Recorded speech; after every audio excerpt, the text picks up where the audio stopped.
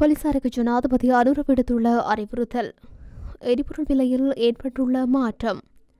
யாழில் கடவுச்சீட்டு அலுவலகம் திறப்பதற்கு ஜனாதிபதி இணக்கம்.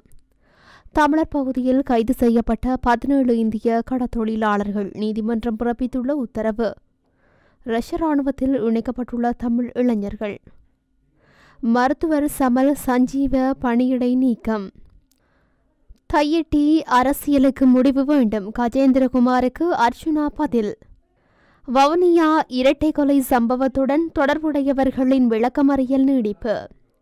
டாலரில் கை வைத்தால் 100% வரி, ட்ரம்பின் அதிரடி எச்சரிக்கை. பிணை கைதிகள் விடுவிப்பு குறித்து ஹமாஸின் முக்கிய அறிவிப்பு. போலீசாருக்கும் பொதுமக்களுக்கும் இடையில் நெருக்கமான உறவு இல்லாவிட்டால் போதைப் பொருளை ஒழிக்க முடியாது என ஜனாதிபதி அனுரகுமார திசாநாயக்க தெரிவித்துள்ளார். நேற்று யாழ் மாவட்ட செயலகத்தில் இடம்பெற்ற மாவட்ட அபிவிருத்தி ஒருங்கிணைப்பு குழு கூட்டத்தில் கருத்து தெரிவிக்கும் போது அவர் இதனை குறிப்பிட்டுள்ளார். அவர் மேலும் தெரிவிக்கையில், வடக்கில் தமிழ் இளைஞர் யுவதிகள் போலீசில் இணைந்து கொள்வது மிக குறைவு. சட்டவிரோத போதைப் பொருள் பாவனையை கட்டுப்படுத்த வேண்டுமானால் போலீசார் பொதுமக்களின் மனதை வெல்ல வேண்டும். இதை நான் ஏன் கூறுகின்றேன் என்றால், சட்டவிரோத செயல்பாடுகள் தொடர்பில் பொதுமக்கள் போலீசாரிடம் முறையிடும் போது முறையிடுவோர் தொடர்பான தகவல்கள் சட்டவிரோத செயல்பாடுகளில் ஈடுபடுபவர்களுக்கு செல்கின்றது என்றார். இதன்போது கருத்து தெரிவித்த அமைச்சர் சுனில் ஹந்துனெத்தி, வவுனியாவில் ஒரு கிராமத்துக்கு சென்றேன். அங்கு போலீசாரை மக்கள் திட்டி தீர்த்தார்கள். சட்டவிரோத செயல்பாடுகளுக்கு போலீசார் உடந்தையாக இருப்பதாக என்னிடம் தெரிவித்தார்கள். இவ்வாறு மக்கள் மத்தியில் போலீசார் தொடர்பில் மாற்று கருத்து பரவலாக உள்ளது என தெரிவித்துள்ளார். இதன்போது கருத்து தெரிவித்த வடபிராந்திய போலீஸ் மா அதிபர் தனபால, சட்டவிரோத செயல்பாடுகள் தொடர்பில் பொதுமக்கள் தகவல் அடிப்படையில் பல கைது நடவடிக்கைகள் இடம்பெற்றுள்ளது. கீழ்நிலை அதிகாரிகள் தவறவிட்டால் உயர் அதிகாரிகளிடம் முறையிடுங்கள் அல்லது போலீஸ் விசேட தொலைபேசி இலக்கத்தை பயன்படுத்தியே தகவல்களை கூற முடியும். முறைப்பாட்டாளர் தன்னை அடையாளப்படுத்த வேண்டிய தேவையில்லை. தகவல்களை துல்லியமாக வழங்கினால் நடவடிக்கை எடுப்போம் என அவர் தெரிவித்துள்ளார். இலங்கை பெட்ரோலிய கூட்டுத்தாபனம் எரிபொருள் விலையை திருத்த நடவடிக்கை எடுத்துள்ளது. இதன்படி சிலோன் சூப்பர் டீசலின் விலை 18 ரூபாவினால் அதிகரிக்க தீர்மானிக்கப்பட்டதுடன் அதன் புதிய விலை 331 ரூபாவாகும். எவ்வாறாயினும் ஏனைய விலைகளில் மாற்றமில்லை என பெட்ரோலிய கூட்டுத்தாபனம் தெரிவித்துள்ளது. நாட்டில் தற்போது நடைமுறையில் உள்ள எரிபொருட்களின் விலையில் திருத்தம் மேற்கொள்ளப்படலாம் என எதிர்பார்க்கப்படுகின்றது. மாதாந்த எரிபொருள் விலை திருத்தத்திற்கு அமைய இவ்வாறு எரிபொருளின் விலையில் மாற்றங்கள் ஏற்படக்கூடிய வாய்ப்புகள் உள்ளன. இதேவேளை கடந்த மாதம் மண்ணெண்ணெயின் விலையில் மாத்திரம் மாற்றம் ஏற்பட்டிருந்த நிலையில் ஏனைய எரிபொருட்களின் விலையில் மாற்றம் மேற்கொள்ளாதிருப்பதற்கு இலங்கை கனியவள கூட்டுத்தாபனம் தீர்மானித்திருந்தது. இதன்படி கடந்த மாதம் மண்ணெண்ணெய் லீட்டர் ஒன்றின் விலை 188 ரூபாவிலிருந்து 183 ரூபாவாக குறைக்கப்பட்டிருந்தது. இந்த நிலையில் பிப்ரவரி மாதத்திற்கான எரிபொருள் விலை திருத்தம் தொடர்பில் இன்றைய தினம் அறிவிக்கப்படும் என எதிர்பார்க்கப்படுகின்றது. யாழ்ப்பாணம் மாவட்டத்தில் கடவுச்சீட்டு அலுவலகம் ஒன்றை திறப்பதற்கு ஜனாதிபதி அனுரகுமார திசாநாயக்க அதற்கான அனுமதியை உத்தியோகபூர்வமாக வழங்கியுள்ளார். யாழ் மாவட்ட செயலகத்தில் நேற்று இடம்பெற்ற மாவட்ட ஒருங்கிணைப்பு குழு கூட்டத்தில் கலந்து கொண்டு கருத்து தெரிவிக்கும் போதே அவர் இதனை தெரிவித்துள்ளார். இது தொடர்பில் ஜனாதிபதி மேலும் தெரிவிக்கையில், 2 வாரமாக நாடளாவிய ரீதியில் தடைப்பட்ட கடவுச்சீட்டு வழங்கும் நடவடிக்கை சீர் செய்ய நடவடிக்கை எடுக்கப்படும் என்பதுடன் யாழ் மாவட்டத்திலும் கடவுச்சீட்டு அலுவலகத்தை திறக்க நடவடிக்கை எடுக்கப்படும் என அவர் கூறியுள்ளார். அத்துடன் கடவுச்சீட்டு அலுவலகத்தை யாழ் மாவட்ட செயலகத்தில் திறப்பதற்கு வழிவகைகள் எதுவும் இருக்கின்றதா என யாழ்ப்பாண மாவட்ட செயலக பதில் அரசாங்க அதிபர் மா பிரதீபனிடம் ஜனாதிபதி வினவினார். அதற்கு பதிலளித்த பிரதீபன், எமது மாவட்ட செயலகத்தில் இடப்பற்றாக்குறை இருக்கின்றது. இருப்பினும் வடக்கு மக்களுக்கு தேவையான ஒரு விடயமாக கடவுச்சீட்டு அலுவலகம் காணப்படுவதாக அதற்கான இடத்தை ஒதுக்குவது குறித்து ஆலோசிக்கலாம் என அவர் தெரிவித்துள்ளார். இந்த கூட்டத்தில் போக்குவரத்து, நெடுஞ்சாலைகள், துறைமுகங்கள் மற்றும் சிவில் விமான சேவைகள் அமைச்சர் விமல் ரத்நாயக்க, கடத்தொழில் அமைச்சர் ராமலிங்கம் சந்திரசேகரன், நாடாளுமன்ற உறுப்பினர்களான கஜேந்திரகுமார் பொன்னம்பலம், சிவஞானம் ஸ்ரீதரன், எஸ் ஸ்ரீபவானந்தராஜா, ஜே ரஜீவன், இளங்குமரன், ராமநாதன் அர்ச்சுனா, வடக்கு மாகாண ஆளுநர் நாகலிங்கம் வேதநாயகன், திணைக்கள தலைவர், பணிப்பாளர்கள் மற்றும் பதவி நிலை உத்தியோகத்தர்கள் ஆகியோர் கலந்து கொண்டுள்ளனர். தலைமன்னார் கடற்பரப்பில் கடத்தொழிலில் ஈடுபட்ட 17 இந்திய கடத்தொழிலாளர்களையும் தொடர்ந்து விளக்கமறியலில் வைக்க மன்னார் நீதவான் உத்தரவிட்டுள்ளார். இலங்கை கடற்பரப்பில் அத்துமீறி நுழைந்த சட்டவிரோத முறையில் கடத்தொழில் நடவடிக்கையில் ஈடுபட்ட 17 இந்திய கடத்தொழிலாளர்கள் கடந்த வருடம் டிசம்பர் மாதம் 24ஆம் தேதி அதிகாலை தலைமன்னார் கடற்படையினரால் கைது செய்யப்பட்டிருந்தனர். இவ்வாறு கைது செய்யப்பட்ட குறித்த கடத்தொழிலாளர்களின் வழக்கு நேற்றைய தினம் மீண்டும் விசாரணைக்கு எடுத்துக்கொண்ட போதே மன்னார் மாவட்ட நீதிமன்ற நீதவான் அவர்களை தொடர்ந்து விளக்கமறியலில் வைக்குமாறு உத்தரவிட்டுள்ளார். இதையடுத்து குறித்த 17 கடத்தொழிலாளர்களும் தலைமன்னார் கடற்படை முகாமில் தடுத்து வைக்கப்பட்டு முதல் கட்ட விசாரணைக்கு உட்படுத்தப்பட்ட நிலையில் மேலதிக விசாரணைகளுக்காக மன்னார் கடத்தொழில் நீரியல் வள திணைக்களத்தில் ஒப்படைக்கப்பட்டிருந்தார். இந்த நிலையில் மீண்டும் நேற்றைய தினம் குறித்த 17 கடத்தொழிலாளர்களும் மன்னார் நீதிமன்றத்தில் முன்னிலைப்படுத்தப்பட்டனர். இதன்போது விசாரணைகளை மேற்கொண்ட மன்னார் நீதவான் குறித்த கடத்தொழிலாளர்களை எதிர்வரும் பிப்ரவரி மாதம் 7ஆம் தேதி வரை விளக்கமறியலில் வைக்க உத்தரவிட்டுள்ளார்.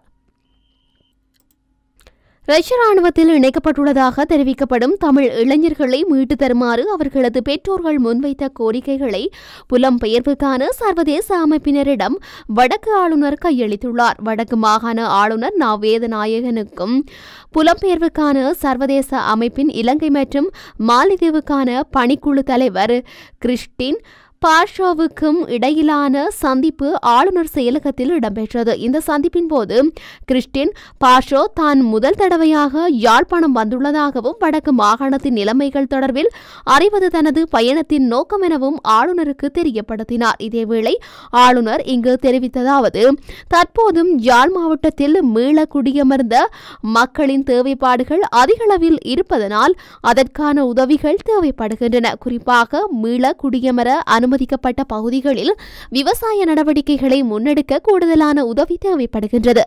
இளையோருக்கான வேலைவாய்ப்பு பெரும் சவாலாக இருக்கின்றது. கடந்த காலங்களில் இயங்கிய தொழிற்சாலைகள் மூடப்பட்டிருக்கின்றமை இதற்கு காரணம். வேலைவாய்ப்பு இன்மையால் இளையோர் உயிர்கொல்லி போதைப்பாவனைக்கு அடிமையாகும் நிலைமையையும் அதிகரித்து செல்கின்றது. முதலீடுகளை ஊக்குவிக்க நடவடிக்கை எடுத்து இதனூடாக வேலைவாய்ப்புகளை அதிகரிக்க எதிர்பார்க்கின்றோம். வடக்கின் பல்வேறு தேவைப்பாடுகளை பூர்த்தி செய்வதற்கு IOM-இடமிருந்து உதவிகளை எதிர்பார்க்கின்றோம் என தெரிவித்தார். அத்துடன் ரஷ்ய ராணுவத்தில் இணைக்கப்பட்டுள்ளதாக சொல்லப்படும் தமிழ் இளைஞர்களை மீட்டு தருமாறு அவர்களது பெற்றோர்கள் முன்வைத்த கோரிக்கைகளையும் ஆளுநர் IOM-இடம் கையளித்தமை குறிப்பிடத்தக்கது. பிரபல சமூக ஆர்வலரான மருத்துவர் சமல் சஞ்சீவ சுகாதார அமைச்சினால் தற்காலிக பணியிடை நீக்கம் செய்யப்பட்டுள்ளார்.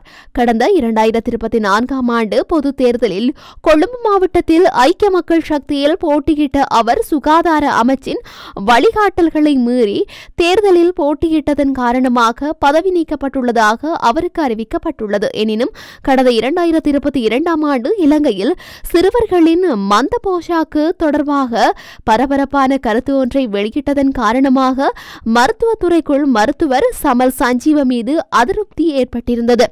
அதன் பின்னரும் மருத்துவத்துறையில் நடைபெற்ற ஊழல்கள் மோசடிகள் தொடர்பில் அவர் தொடர்ந்தும் குரல் கொடுத்து வந்திருந்ததன் காரணமாக சுகாதார அமைச்சின் உயர் அதிகாரிகள் அவருடன் கடும் ஆத்திரத்தில் இருந்து வந்தனர். இந்த நிலையில் அரசாங்க மருத்துவ அதிகாரியாக இருந்து கொண்டு தேர்தலில் போட்டியிட்டதாக குற்றம் சாட்டப்பட்டு தற்போது அவர் தற்காலிக பணியிடை நீக்கம் செய்யப்பட்டுள்ளார்.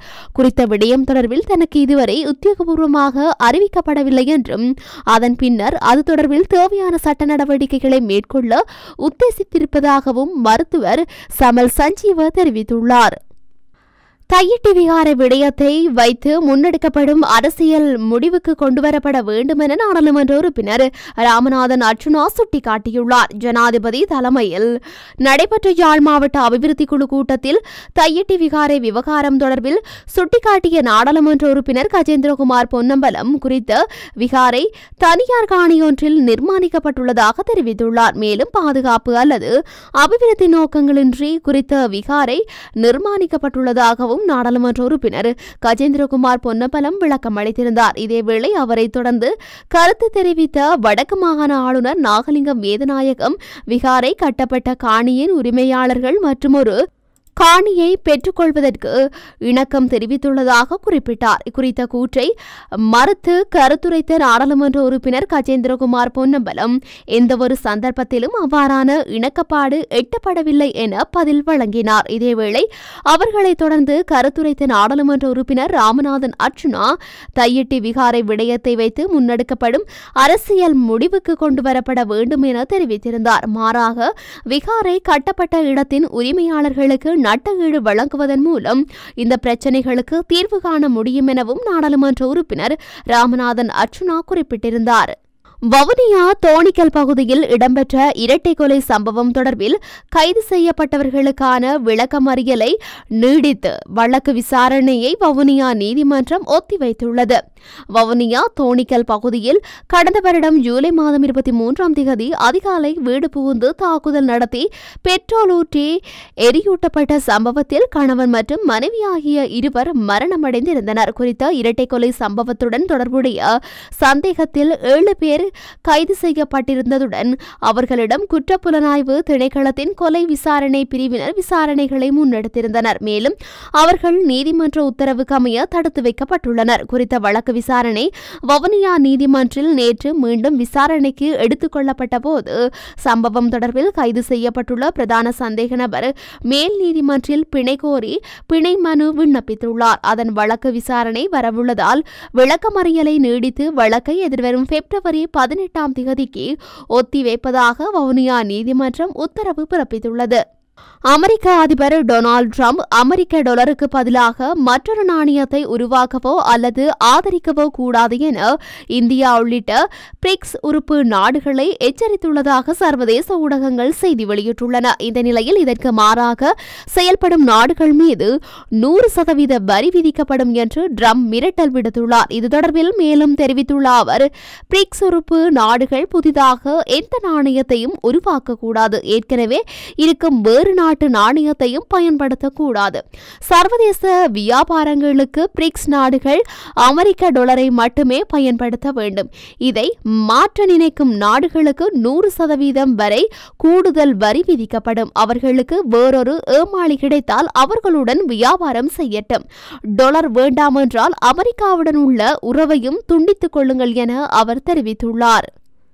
இஸ்ரேல் ஹமாஸ் இடையிலான போர் நிறுத்த நடவடிக்கையில் அடுத்த நகர்வாக 3 இஸ்ரேலிய பிணை கைதிகளை விடுவிக்க இருப்பதாக ஹமாஸ் அறிவித்துள்ளதாக அந்த நாட்டு ஊடகங்கள் செய்தி வெளியிட்டுள்ளன. காசாவில் இஸ்ரேலுக்கும் ஹமாஸுக்கும் இடையே போர் நிறுத்தம் தொடர்ந்து கொண்டிருக்கும் நிலையில் சனிக்கிழமையன்று 3 இஸ்ரேலிய பணைய கைதிகள் விடுவிக்கப்பட உள்ளதாக ஹமாஸ் அறிவித்துள்ளது. ஹமாஸின் ஆயுத பிரிவு செய்தி தொடர்பாளர் அபு உபைதா டெலிகிராம் மூலம் வெளியிட்ட அறிக்கையின்படி ஓஃபர் கால்ட்ரோன், கீத், சாமுவேல், சீகல் மற்றும் யார்டென் பிபாஸ் ஆகியோர் விடுவிக்கப்பட உள்ளதாக தெரிவிக்கப்பட்டுள்ளது. காசாவில் ஹமாஸ் அமைப்பினரின் பிடியில் வைக்கப்பட்டிருந்த 3 இஸ்ரேலியர்கள் மற்றும் 5 தாய்லாந்து நாட்டினர் உட்பட 8 பிணை கைதிகள் அண்மையில் விடுவிக்கப்பட்டனர். பிணை கைதிகள் பரிமாற்ற நிகழ்வின் போது குழப்பகரமானதாக இருந்தது என்றும் கூட்டத்தினர் சில பகுதிகளை முற்றுகையிட்டதால் இஸ்ரேல் பதிலுக்கு 110 பலஸ்தீன கைதிகளை விடுவிப்பதை தற்காலிக ஒத்திவைத்தது என்றும் தெரிவிக்கப்படுகின்றது. போர் நிறுத்த ஒப்பந்தத்தின் ஆரம்ப கட்டத்தின் கீழ் ஹமாஸ் 6 வார காலப்பகுதியில் மொத்தம் 33 பணைய கைதிகளை விடுவிக்க வேண்டும். அதே நேரத்தில் இஸ்ரேல் 737 பலஸ்தீனிய கைதிகளை விடுவிக்கும் என எதிர்பார்க்கப்படுகின்றது. சனிக்கிழமையன்று விடுவிக்கப்படவுள்ள 3 பணைய கைதிகளும் அக்டோபர் 7, 2023 அன்று நடந்த தாக்குதல்களில் சிறைப்பிடிக்கப்பட்டவர்களில் அடங்குவதாக தெரிவிக்கப்பட்டுள்ளது. 35 வயதான யார்டென் பிபாஸ், அவரது மனைவி ஷிரி பாபாஸ் மற்றும் அவர்களது 2 இளம் குழந்தைகள் ஆகியோருடன் கடத்தப்பட்டார். இந்த நிலையில் தற்போது யார்டன் மட்டுமே அவரது குடும்பத்தில் உயிருடன் உள்ள நிலையில் காசாவில் இஸ்ரேல் நடத்திய தாக்குதலின் போது அவரது மனைவி மற்றும் குழந்தைகள் கொல்லப்பட்டதாக ஹமாஸ் தெரிவித்துள்ளமை குறிப்பிடத்தக்கது.